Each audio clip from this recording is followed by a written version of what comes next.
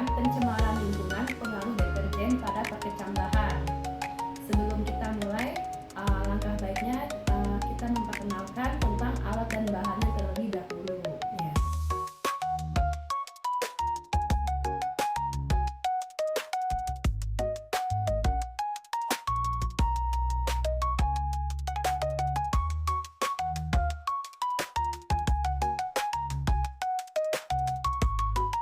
Pertama-tama kita akan menuangkan air ke dalam wadah.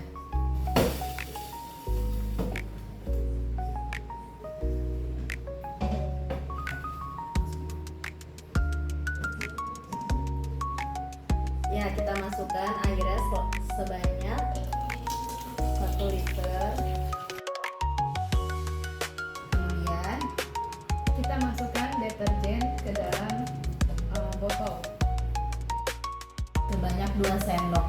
Ya, banyak 2 sendok. Kemudian air kita aduk menggunakan Kemudian setelah kita aduk, kita tuangkan ke botol label kontrol air murni atau air yang tidak ada campuran deterjen sama sekali.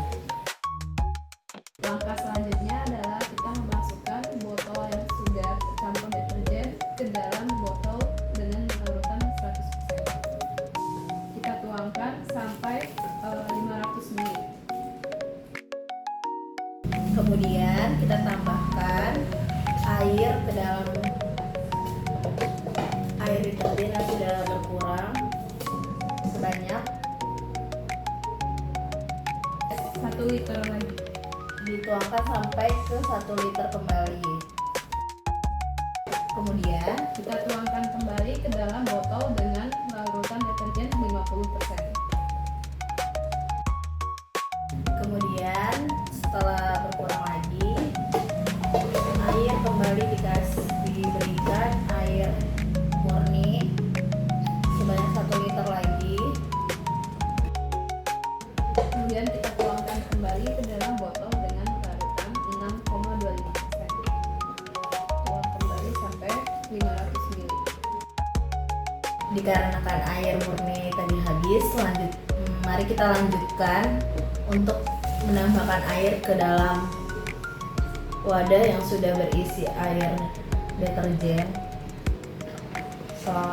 Kembali dituangkan sampai 1 liter. Kemudian kita masukkan lagi botol isi deterjen ini ke dalam larutan dengan 12,50%. Tuang kembali sampai 500 ml. Oke, kita lanjutkan masukkan kembali air murni ke dalam wadah deterjen selama 1 liter kembali, diisi sampai Kita isikan kembali ke dalam botol dengan wadah 25%. 2,5%. dilanjutkan kembali penambahan air murni ke dalam air deterjen sebanyak 1 liter.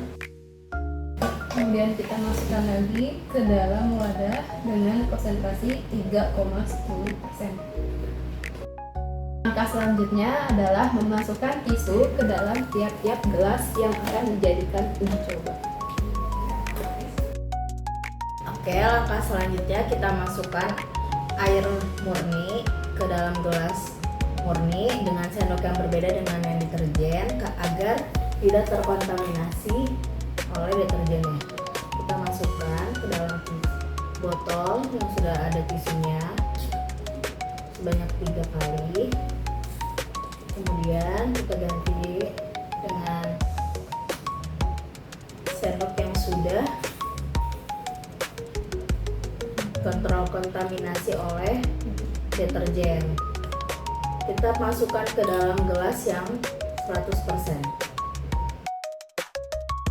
Kemudian langkah selanjutnya adalah memasukkan kacang hijau yang sudah direndam sekiranya 5 menit. Kita masukkan ke dalam gelas plastik yang sudah kita isikan oleh air murni dan juga air deterjen. Kemudian kita sisihkan dulu ya. Kemudian setelah kecambah dimasukkan ke dalam botol, kita tutup dengan aluminium foil. Tutup satu-satu dengan menggunakan aluminium foil dan diikat menggunakan karet. Setelah ditutup, kita tunggu hingga 24 jam. Kita akan melihat bagaimana pertumbuhan kecambah pada setiap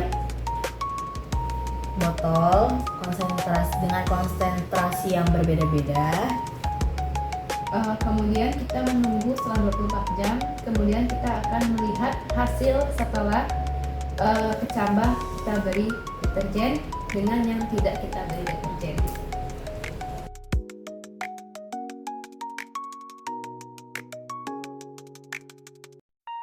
Baik, setelah 24 jam atau hari pertama, langkah pertama yang kita lakukan adalah mengukur seberapa panjang kecambah yang tumbuh dalam larutan masing-masing presentase deterjen.